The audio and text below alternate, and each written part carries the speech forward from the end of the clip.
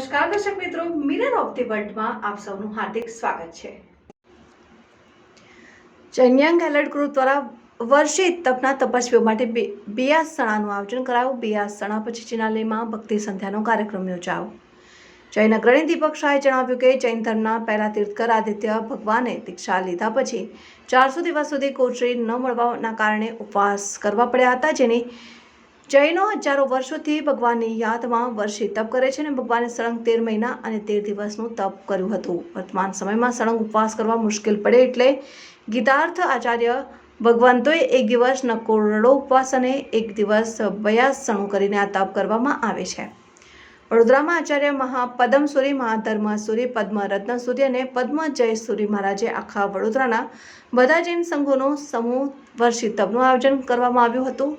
Alert ગ્રુપના અગ્રણી અને વર્ષિત તપના આરાધક મનીષભાઈ શાહે જણાવ્યું કે આ વર્ષિત તપ અક્ષય તૃતીયાના દિવસે પૂર્ણ થશે, એટલે કે હવે 20 દિવસનું તપ બાકી રહ્યું છે અને બધાના સામૂહિક શેરડીના રસથી પારણા કારેલીબાગ જૈન સંઘ ખાતે યોજાશે।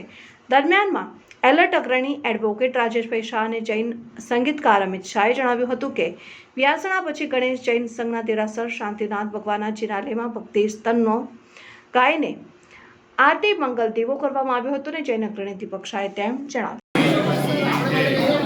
શ્રી યુવા હૃદય સમ્રાટ હેમરત્ન સુરેશજી મહાસાહેબ પ્રેરી શ્રી જૈન એલર્ટ ગ્રુપ, જે આખા ભારતભરની પણ વિશ્વભરમાં જેની શાખાઓ આવેલી છે, એના ભાગરૂપે શ્રી વડોદરા જૈન એલર્ટ ગ્રુપ કેટલા વર્ષોથી કાર્યરત છે।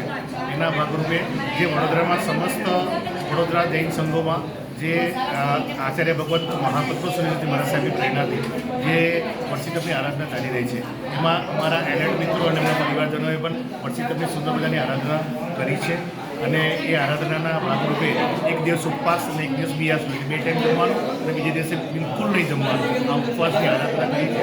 એમાં આજે એમને બિયાસણું એટલે 2 ટાઈમ જમવાનું, એમાં સાંજે સામૂહિક રીતે અમે લોકોએ 18 તપસ્વીઓને બોલાવી 18 તપસ્વીઓની અમે ભક્તિ કરી છે।